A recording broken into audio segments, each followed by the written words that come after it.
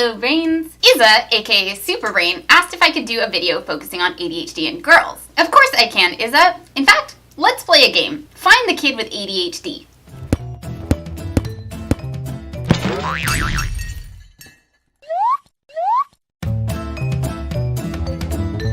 This one's a no-brainer, right? Well, you know what I mean. But did you notice the girl brain staring out the window? How about the one still working on her test long after everyone else is finished? If you didn't, you're not alone. Boys are diagnosed with ADHD 3 to 4 times as often as girls are, even though research is starting to show that girls are just as likely to have it. In fact, some experts believe that boys are being overdiagnosed while girls tend to be underdiagnosed. Why is that? The simple answer? It's complicated. I did a ton of research on the issue and I found 5 main reasons for this. 1.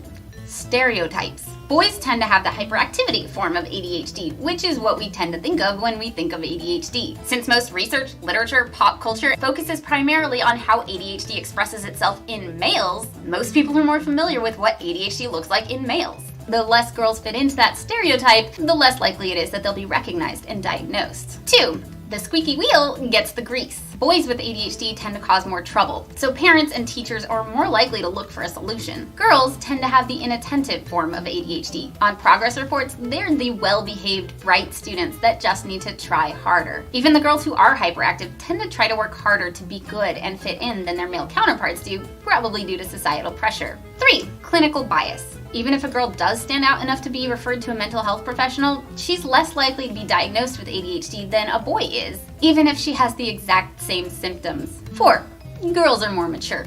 Actually, girls just mature faster than boys do. There is a definite correlation between maturity and likelihood of diagnosis. Studies have shown that children young for their grade level are more likely to be recognized and diagnosed. Since girls tend to mature faster than boys, they're more likely to be missed.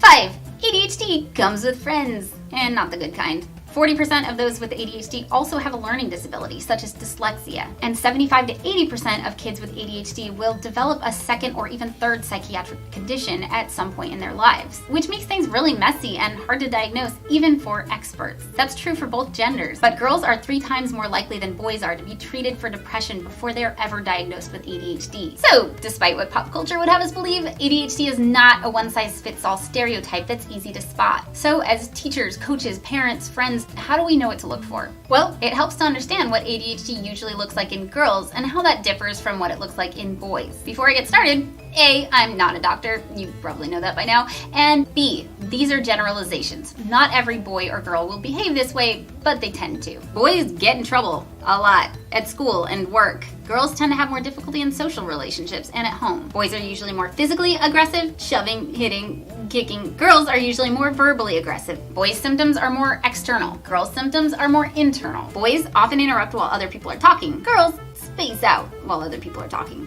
What were you saying 5 minutes ago?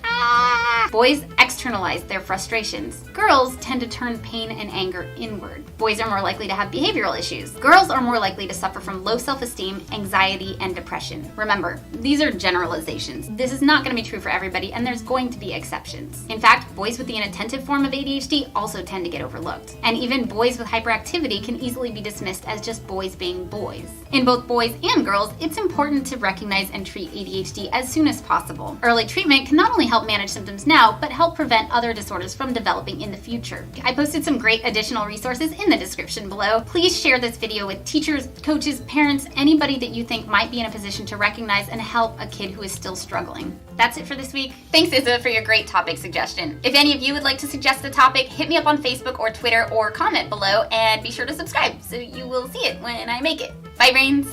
Also, remember, girls don't only have the inattentive type, they can also have the combined type or the hyperactivity type. The hyperactive type tend to be tomboys, the combined type, they tend to talk a lot.